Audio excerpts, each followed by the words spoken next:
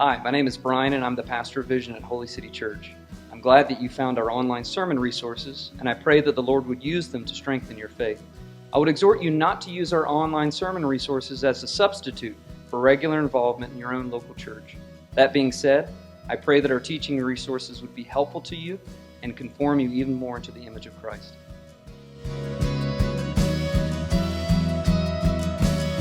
Book of Job, chapters 4 and 5.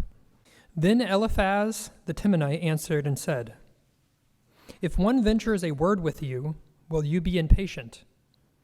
Yet who can keep from speaking?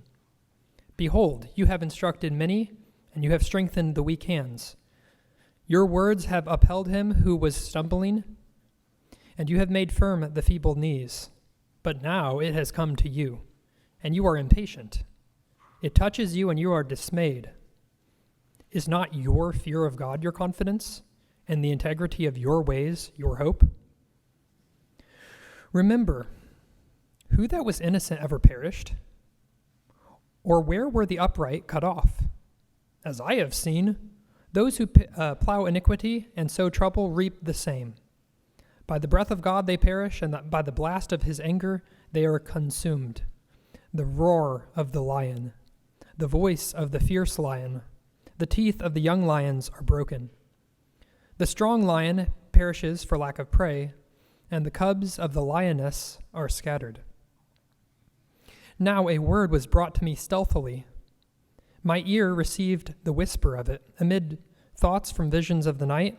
When deep sleep falls on men, dread came upon me, and trembling, which made all my bones shake. A spirit glided past my face. The hair of my flesh stood up. It stood still, but I could not discern its appearance. A form was before my eyes. There was silence. Then I heard a voice. Can mortal man be in the right before God? Can a man be pure before his Maker? Even in his servants he puts no trust, and his angels he charges with error. How much more those who dwell in houses of clay, whose foundation is in the dust, who are crushed like the moth. Between morning and evening they are beaten to pieces, they perish forever without anyone regarding it. Is not their tent cord plucked up within them? Do they not die, and that without wisdom? Call now. Is there anyone who will answer you? To which of the holy ones will you turn? Surely vexation kills the fool, and jealousy slays the simple. I have seen the fool taking root, but suddenly I cursed his dwelling. His children are far from safety. They are crushed in the gate, and there is no one to deliver them. The hungry eat his harvest. He takes it even out of thorns, and the thirsty pant after his wealth. For affliction does not come from the dust, nor does trouble sprout from the ground, but man is born to trouble as the sparks fly upward. As for me, I would seek God, and to God would I commit my cause, who does great things and unsearchable, marvelous things without number. He gives rain on the earth and sends waters on the fields. He sets high those who are lowly, and those who mourn are lifted to safety. He frustrates the devices of the crafty, so that their hands achieve no success. He catches the wise in their own craftiness, and the schemes of the wily are brought to a quick end. They meet with darkness in the daytime, and grope at noonday as in the night. But he saves the needy from the sword of their mouth, and from the hand of the mighty. So the poor have hope, and injustice shuts her mouth. Behold, blessed is the one whom God reproves. Therefore despise not the discipline of the Almighty, for he wounds, but he binds up. He shatters, but his hands heal. He will deliver you from 6 troubles. In 7 no evil shall touch you. In famine he will redeem you from death, and in war from the power of the sword. You shall be hidden from the lash of the tongue, and shall not fear destruction when it comes.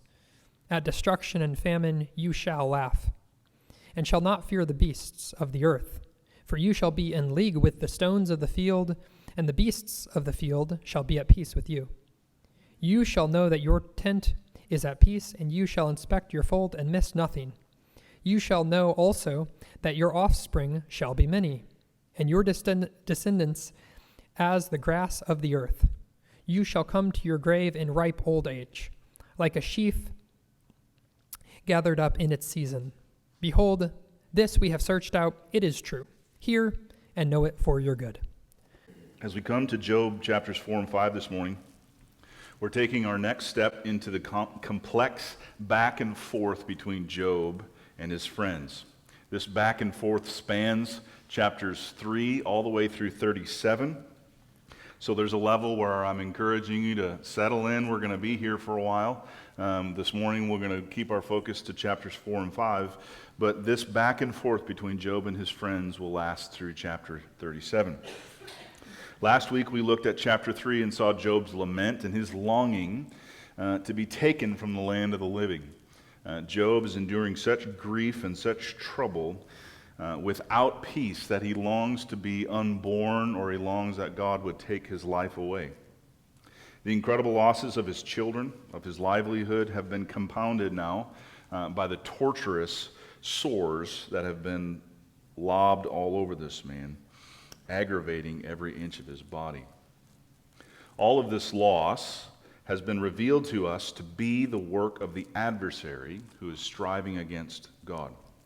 Satan's claim is that Job's faith is only a facade, only a false front that has been propped up by God's blessings. And if those blessings are taken away, Job is going to cease loving God, and Job is going to curse God. It seems Job's wife, back in chapter 2, has probably already given up on God. Yet, as far as we can tell, though we're looking at Job lamenting and longing for death, he's not yet given up on God.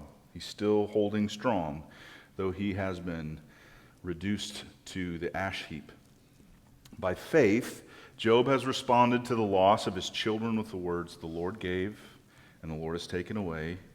Blessed be the name of the Lord." The loss of his health has caused him to say, "Shall we receive good from God and not also evil?" By faith, Job is clinging to the goodness of God. He understands who he is as one of God's creatures, and he understands that God doesn't owe him health or wealth. The horror of Job's losses stirred up his friends to pay him a visit. They heard about all this stuff that had happened, and so Eliphaz, Bildad, and Zophar came to Job to show him their sympathy and to spend some time with him, but chapter 2 told us that they were shocked and grieved to see the greatness of Job's suffering. They had traveled to be a source of comfort, but as Job cries out for his death in chapter 3, and he longs for God to undo his birth, Job's friends are struck with a dilemma.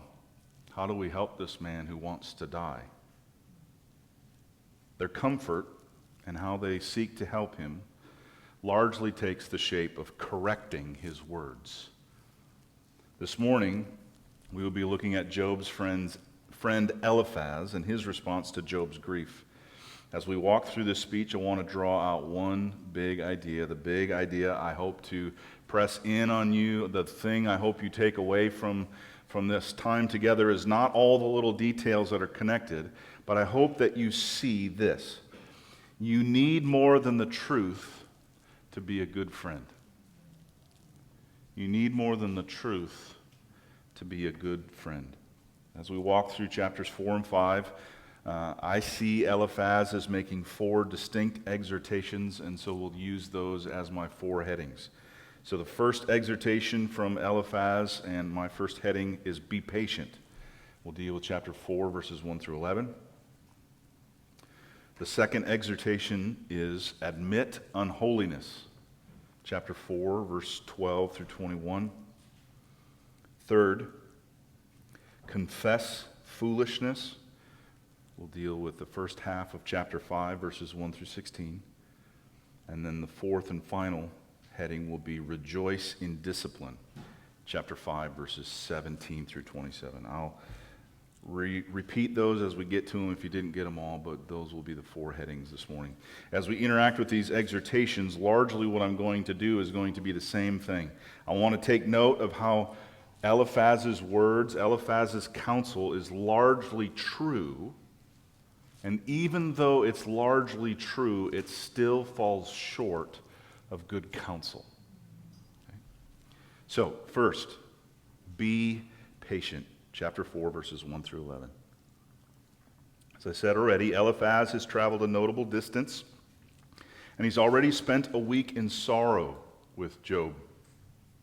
Eliphaz's year has been significantly sadder because of his love for Job and his love that went into Job's pain. Eliphaz has suffered with Job. He hears Job finally express his terrible sorrow in chapter 3, and then we hear this man speak. So as we hear Eliphaz speak, I don't want you to overlook the fact that he's already spent a long time being silent with Job. This man has suffered with him, and this man has been silent with him.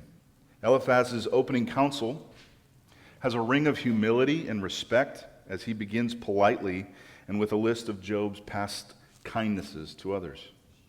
Eliphaz commends Job's track record of strengthening and encouraging other sufferers.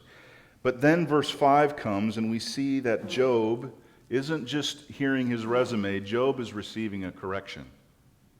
Eliphaz says, "You have made firm the feeble knees, but now suffering has come to you, and you're impatient. It touches you, and you are dismayed. Is not your fear of God your confidence, and the integrity of your ways your hope?"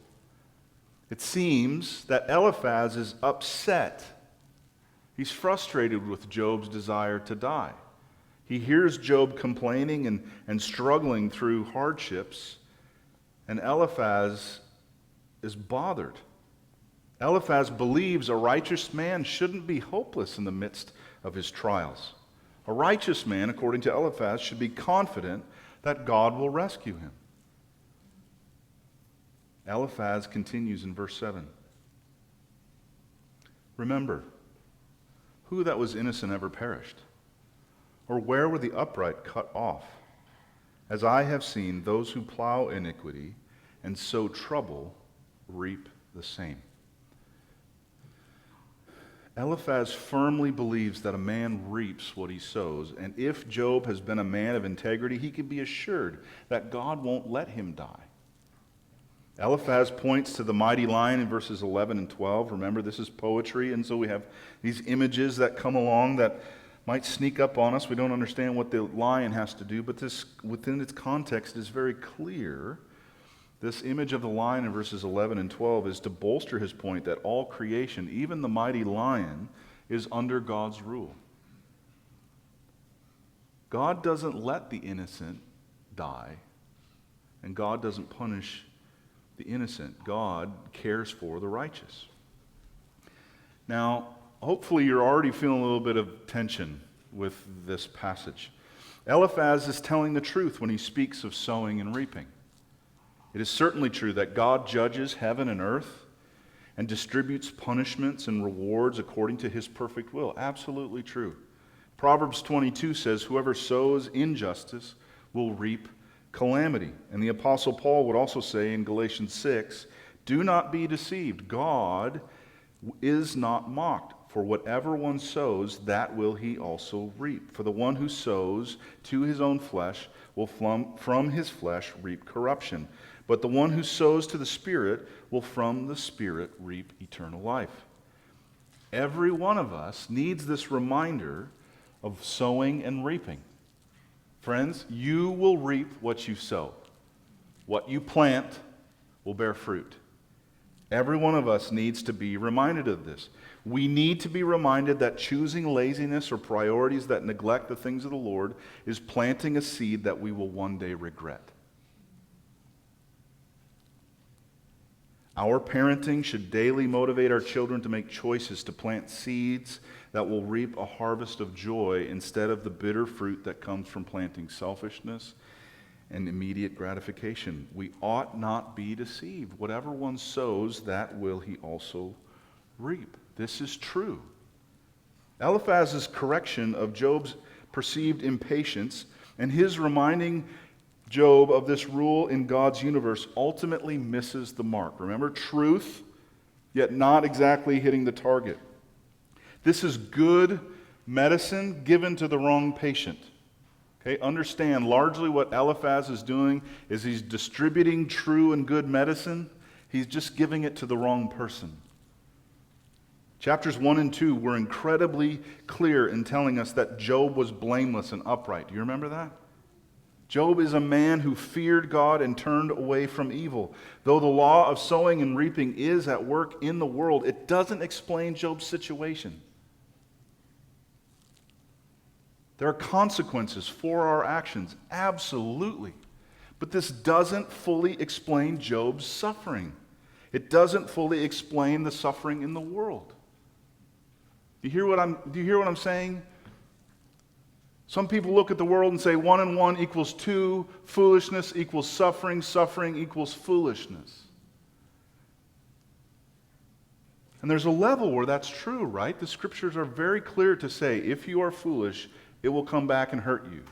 If you sow, if you plant seeds of laziness, it will come back to haunt you. But that doesn't fit Job, does it? It isn't reality that all successful people earned their success.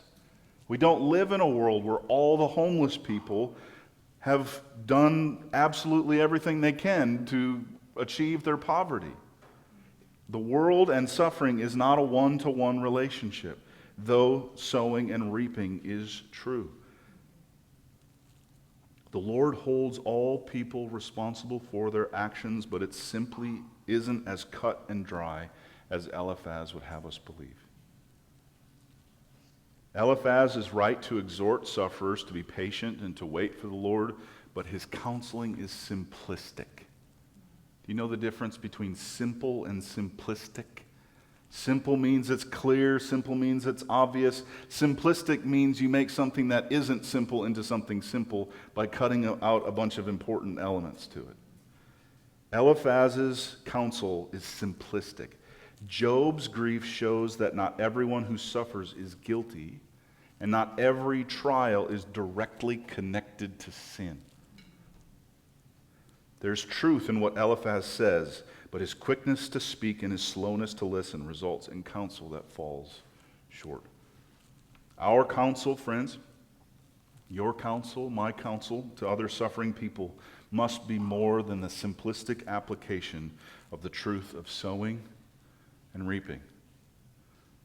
This is probably most difficult for some of us tired parents.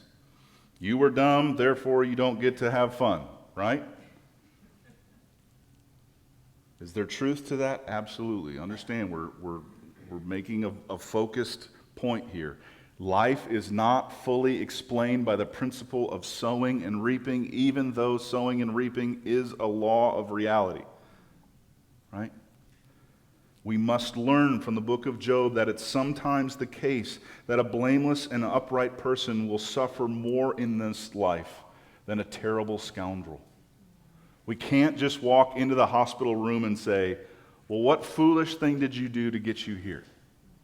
We can't just walk into a person's life who is in great pain and say, sowing and reaping, what did you do to make this happen?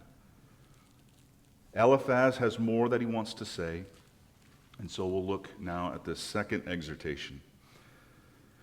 Admit unholiness. Admit unholiness. Chapter 4, verses 12 through 21. In verse 12, Eliphaz introduces a source of information outside of his own observation of the world. You see that in the first section he says, as I've seen, and here in this second exhortation is a different source of truth. Eliphaz says, now a word was brought to me stealthily. My ear received the whisper of it. So he's not speaking about things he's observing in the way the world works. He's talking about a voice that came to him. His claim is that while he was under the power of a deep sleep, a dream came to him that caused his bones to shake with dread and trembling. Looking at Eliphaz's words, we see that a spirit glided past him, and this out-of-focus being caused the hair on his neck to stand up. Hopefully you heard John read that and you thought, what in the world is going on here? because every time I read that, I'm thinking, what in the world? The record of this appearance has a number of familiar elements about it that cause us to think that maybe this situation is much like many other situations and many other dreams and visions in the Scriptures where God or an angel comes. Yet, there are elements of what Eliphaz is talking about that are unique. And not just unique in, I haven't heard that before, but unique in kind of a suspicious and curious way. One commentator writes this: even though being troubled by dreams and visions happens elsewhere in the Old Testament, such as Daniel 7 and 8, no other dream is so spooky or sinister as this. It almost sounds like a scene from a horror movie. Using this poetic language, we're drawn into this experience that Eliphaz has. And he speaks of a vision, but it's not like Daniel's vision. It's not like Joseph's vision. It's different. The manner in which this voice appears is sketchy.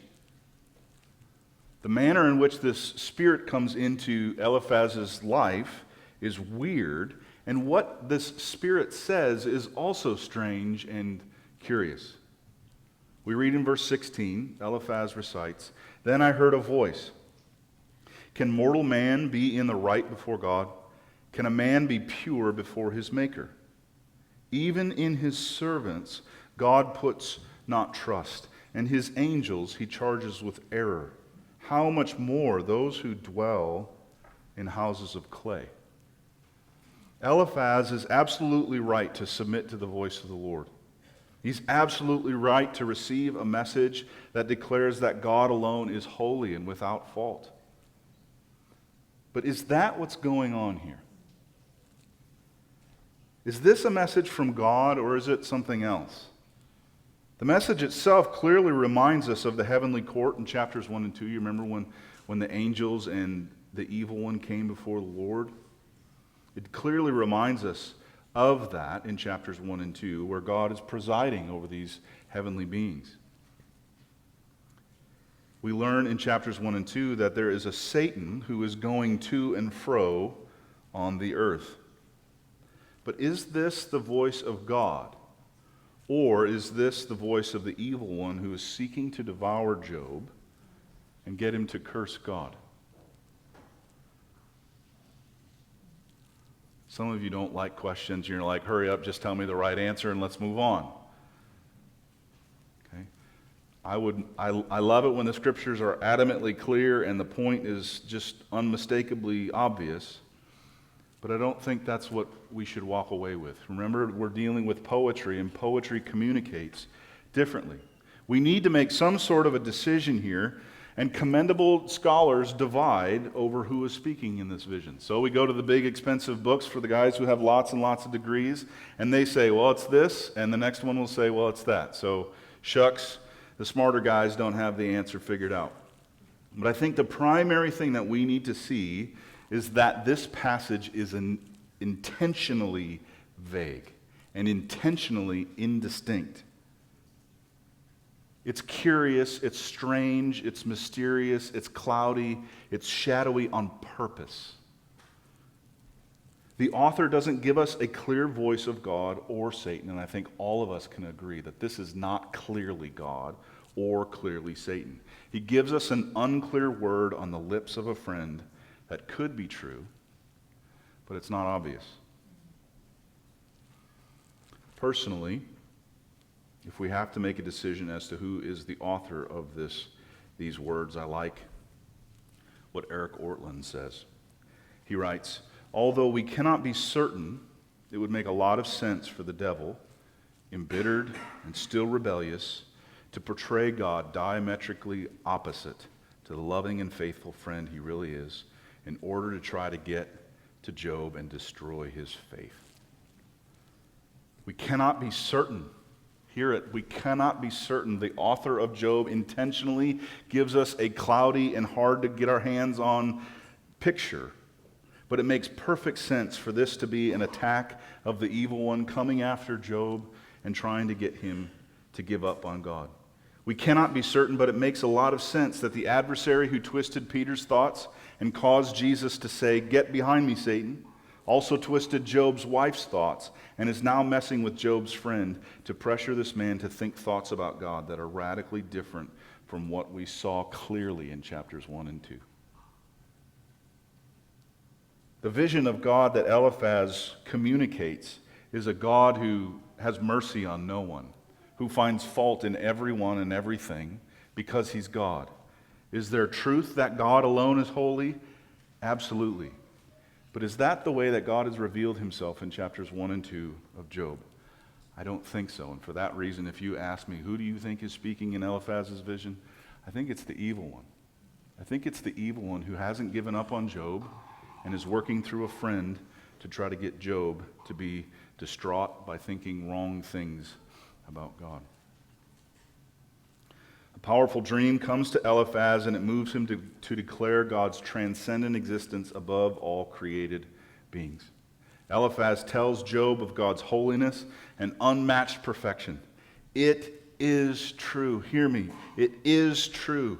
1 Timothy 6 says that God is the only sovereign, the King of kings, the Lord of lords, who alone has immortality, who dwells in unapproachable light, whom no one has ever seen or can see. But is this truth? Is this the truth that God wants Job to remember? Is this an accurate representation of the God who delighted in Job's blameless uprightness and Job's humble relationship with God? Every person on planet Earth needs to confess their unholiness. Every one of us needs to come to the seemingly obvious but difficult understanding that we are not on level playing ground with God. He is holy and we are not. He is perfect and we are not. Every person needs to recognize this. That we are not on the same field as the immortal Maker. We all need to admit that we are flawed and that God is pure. But it is not the whole truth to say that people cannot be right before God or that we cannot be made pure in His sight. Do you understand? We're bringing things into focus. We're saying that true, but not the whole story. Is it true that God alone is pure? Absolutely. Is it true that God alone dwells above and beyond our farthest reach? Absolutely. But is it right to say that no one can be right with God? Is it right to say that God doesn't have ways for people to be made pure? Eliphaz tells the truth when he speaks of God's holiness, but his counsel lacks the hope of atonement that Job remembered when he regularly offered sacrifices. Those sacrifices were a shadow pointing to the hope of the gospel that through Jesus' death, burial, and resurrection, purity and righteousness could be given to sinners like us. Those sacrifices were a reminder that God is a God who, though He is alone pure, makes a way for sinners to be made pure. And Eliphaz's counsel doesn't have this good news in it. Eliphaz's counsel doesn't seem to have any hope that God can make a person right.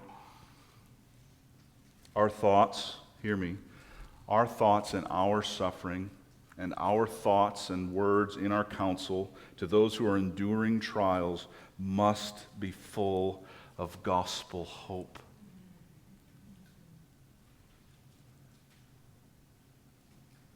Do we all have weak views of God that need to be higher? Absolutely.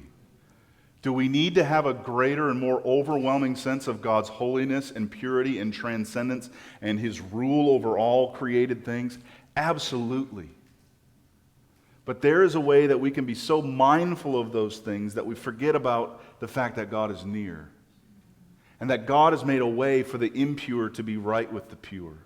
That God has made a way through the sacrificial death of His Son that we could be in right relationship with Him. It's a common biblical and Christian word. But friends, to be justified is no silly little thing. Through Christ, you have the right to dwell with God. not by the works that we have done, but by the works of Christ. And so when you are in the trial, friend, there's a lot of things that you need to be mindful and thinking of, but the first and foremost, you must be thinking of the great and glorious work that Christ has done for sinners like you.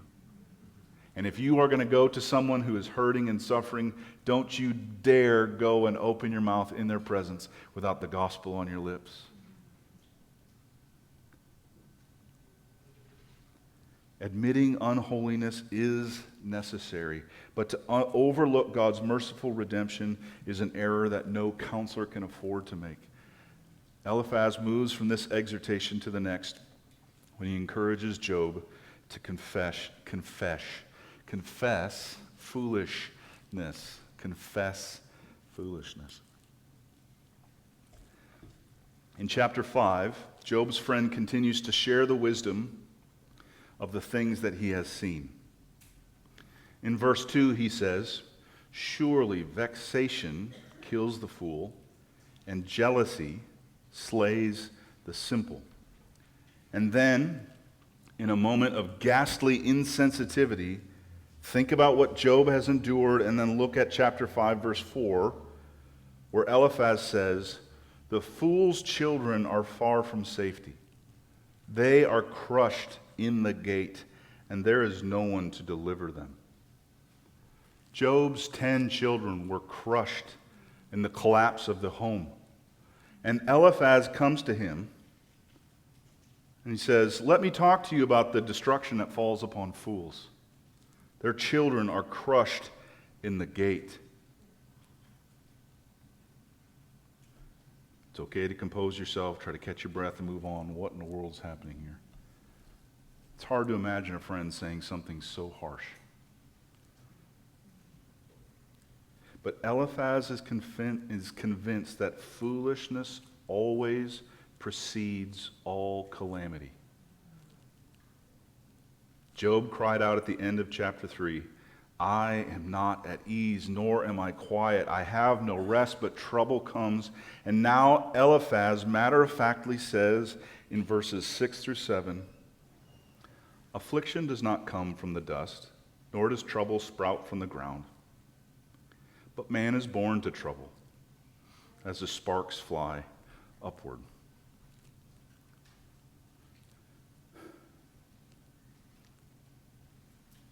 Let me leave my notes for just a moment and say, these are some of the hardest things that happen to us in our suffering, is that a friend says something we had no imaginings that they would ever say that. And these are some of the worst things that I regret in my life too, is like, how did I say something so foolish and insensitive to a person in pain? Let me just acknowledge that this happens. And if you've been hurt by an insensitive thing that from a person who you thought was a friend, understand Job knows that. Understand that you aren't the only person who's endured that. And I think probably if given enough time, there's probably not a lot of time, all of us will be on both sides of that exchange, where we will have said something we deeply regret to a person who is hurting, meaning well, probably, and many of us are going to hear words that were deeply hurtful from one we thought was a friend. But building on Eliphaz's simplistic premise that foolishness results in pain, Eliphaz then exhorts Job to confess his folly to God. "As for me, Job, I would seek God, and to God would I commit my cause, who does great things and unsearchable, marvelous things without number. God gives rain on the earth and sends water on the fields. He sets on high those who are lowly, and those who mourn are lifted to safety." Eliphaz says, "Job, confess your foolishness to God.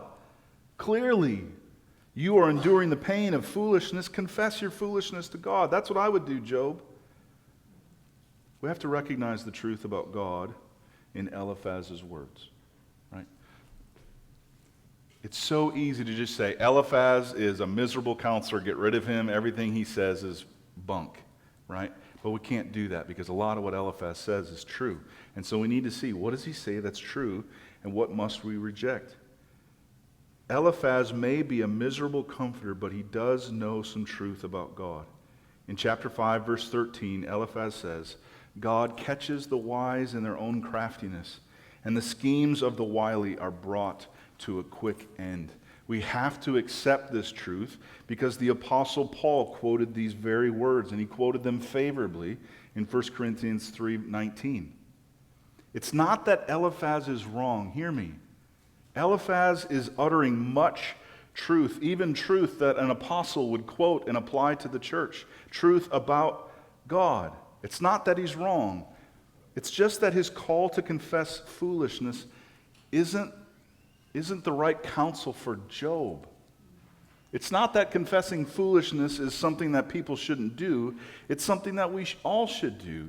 But this doesn't fit Job's situation. Job's suffering is not a result of his disobedient pursuit of pleasure. Eliphaz speaks true words about God and the terrible consequences of foolishly choosing to ignore God's wise counsel. But Eliphaz fails to understand that suffering isn't always the result of a person's own foolish choices. You and I would do well to remember that God catches everyone who thinks they're getting away with sin. We should listen to Eliphaz and be shook. I'm not getting away with my sin because God catches the crafty. We should hear the truth of what Eliphaz says. But we would be wise to listen to him and to grow in our own distaste for our own tendencies to be sneaky. We would be wise to listen to Eliphaz and seek God and commit our cause to him. I can't find a single thing wrong with his exhortation to remember that God does great things and unsearchable, marvelous things without number. True, true, true. Eliphaz does us a great service by reminding us that God gives rain on the earth and sends water on the fields. He sets on high those who are lowly, and those who mourn are lifted to safety. This is true. We need to listen to Eliphaz. But Eliphaz, in speaking his truth that is found in so many places in the Bible, speaks wrongly because it doesn't fit Job. Right medicine, wrong patient. He rightly knows that pride goes before a fall, but he wrongly thinks that Job's fall is due to his pride. It is good and right to confess our foolishness to the God who lifts up the humble, but we must understand that not every sickness, not every miscarriage, not every case of infertility, not every chronic illness, not every job loss is the result of sin. You hear me? Jesus' disciples were just like Eliphaz. They asked Jesus about a man who was born blind, and in John 9 we read, as Jesus passed by, he saw a man born blind. His disciples asked him, Rabbi, who sinned, this man or his parents, that he was born blind? Jesus answered, it was not that this man sinned, or his parents, but that the works of God might be displayed in him. We need to know the truth that the paycheck of sin is death, and the foolishness that goes up must come down in pain. But God also has his own glorious purposes for suffering.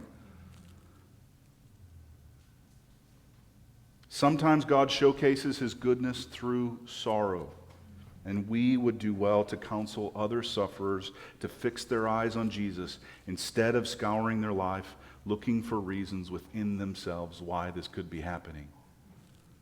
Sometimes God chooses for your ministry to be a ministry of weakness instead of strength.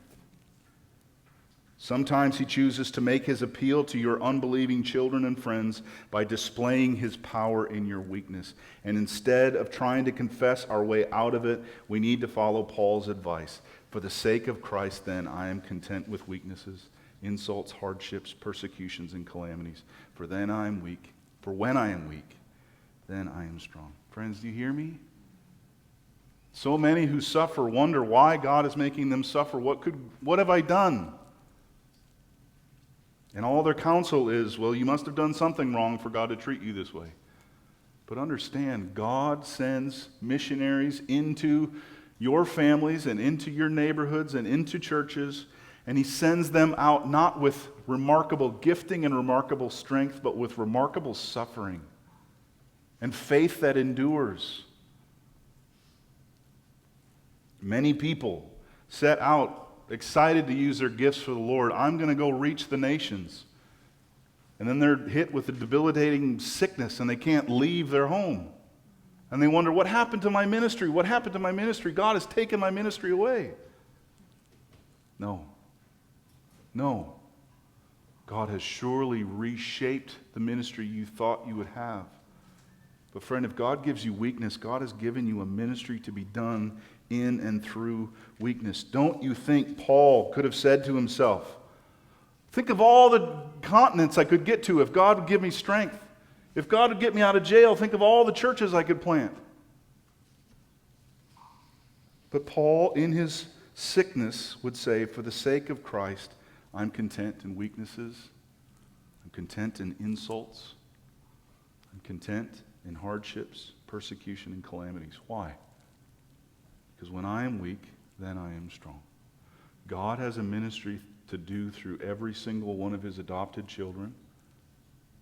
And for many of them, it's a ministry that will be done through their weakness. Do not be surprised when you can't do what you used to be able to do. God has a ministry to do especially and uniquely through those who are suffering. Eliphaz's exhortation to confess foolishness is good advice, but it doesn't always fit the occasion. Following this idea, Job's friend moves on to exhort his friend to do, number 4, rejoice in discipline.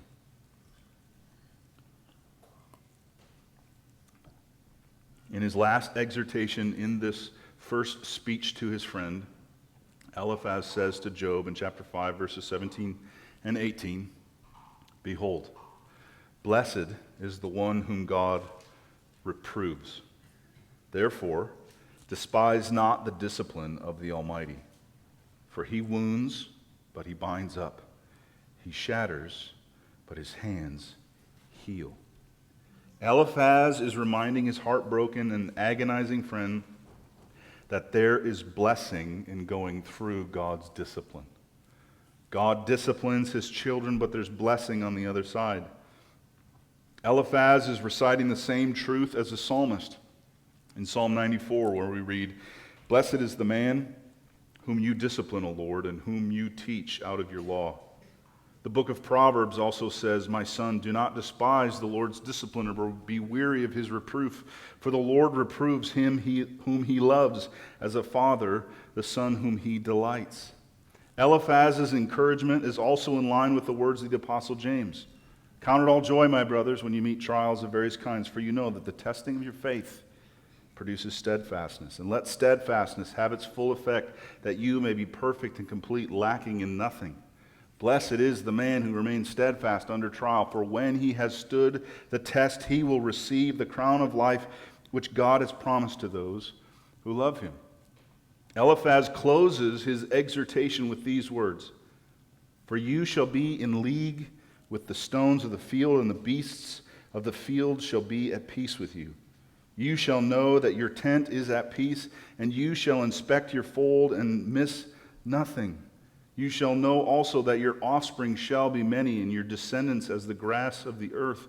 You shall come to the grave in ripe old age, like a sheaf gathered up in its season. Behold, this we have searched out. It is true. Hear and know it for your good. Eliphaz isn't telling Job things that are not true. Much of this lines up with God's eagerness to bless obedience and curse rebellion. It even sounds a lot like Paul's words to the Romans. You all know Romans 8:28, don't you? We know that for those who love God, all things work together for good, for those who are called according to his purposes. Do you see how similar that sounds to Eliphaz's last words? Hear and know it for your good. Eliphaz is a truth teller. He says an awful lot of truth to his suffering friend, but the trouble with Eliphaz's exhortation is that it doesn't really apply to Job's situation. So we see even here in this fourth exhortation, good medicine, wrong patient. Chapters 1 and 2 went on at great lengths to show us Job as a man of unparalleled character and morality. It's not that Job was without fault or sin, but God's words about the purpose of Job's suffering isn't about disciplining him. God's words about Job's suffering don't even touch on the idea of making Job more godly. Job is suffering because he is faithful to God, and not because he needs to be purified. Hear me, I'm saying something very specific. It's not that Job doesn't have room to grow, but expressly stated in chapters 1 and 2, that was not God's intention in Job's suffering. Job is suffering because he is faithful to God and not because he needs to be purified. God is declaring to all things through Job's suffering, all things in heaven and earth and under the earth, that he is gloriously worthy of worship even without blessings, and it's good to love God even if it turns out to make us sicker and poorer instead of richer and healthier. A lot of times we come to a person suffering and say, all things work together for good, all things work together for good. It's not that that's untrue. It really is gloriously true. But it is also the reality in suffering saints' lives, and in particular Job's life, that God is showing his worth. God is showing his glorious reality, that he is worth having, even if you have nothing else. That is the primary issue in Job's suffering. It's not primarily to make him godlier. It's to show that God is worth losing it all. If you have Jesus, you have more than him who has everything without Jesus. As Eliphaz encourages Job to cheer up and rejoice at the knowledge that God's discipline brings blessing, he is in some ways playing into the devil's hand. The devil wants to proclaim that God is unworthy of genuine love and worship and can only secure disciples through bribes and leveraged blessings. But God is proclaiming through Job's faith and trials that God is valuable beyond imagination and worthy of love, even if all worldly blessings are taken away. Should we go to people and say all things work together for good? Absolutely, we should quote Scripture all day long. But understand, in suffering, you and I are being faced with a question. Do I love God? Or do I love the fact that he keeps me safe? Do I love God and rejoice in being his friend? Or do I simply hang around him because it's scary not to? Would you love the Lord God if he took all of your children away? Or would you curse him? Would the glory of God's goodness and worth be evident in your life even when you've lost everything? Or would you be like those who give up on God because he doesn't give me what I want?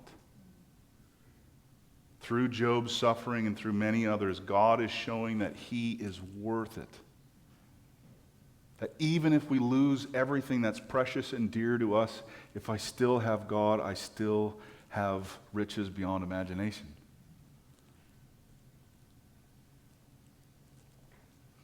Eliphaz tells the truth when he exhorts us to be patient in trials. Eliphaz tells the truth when he says that every one of us should admit our unholiness and our distance from God. Eliphaz is telling the truth when he encourages us to confess our foolishness. And Eliphaz is right. He's telling the truth when he says you can rejoice in God's discipline because God's doing it for a purpose and a reason that's for your good. Much of what Job hears from his friend is sound and even biblical advice, but it fails to connect to the specific situation that Job is in. Job is suffering as a righteous man attacked by the evil one for the glory of God.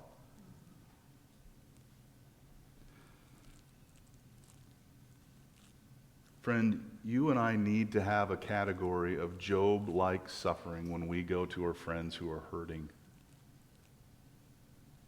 When you suffer, when you hurt, you need to have a category of Job-like suffering. Because if you are fully convinced, I must have done something wrong to cause this to happen, there's some hidden sin inside of me that I haven't confessed yet, and that God, for some reason, won't show it to me, that's keeping me from being healed. Do you realize what sort of sick things you have to think about God to get stuck in a situation like that? You've asked God to reveal your sin so that you can confess it, and then he says, I ain't helping you. What a sick view of God that is. Much of what Eliphaz says to Job, so much of it is true and right and good.